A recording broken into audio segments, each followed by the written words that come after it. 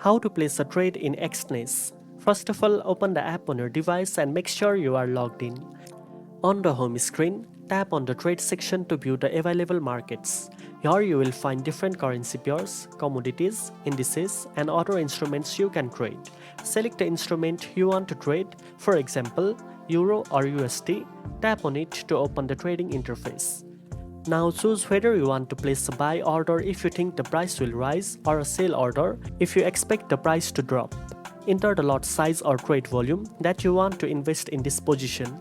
You can also set a stop loss to limit your risks and the take profit level to secure your earnings automatically.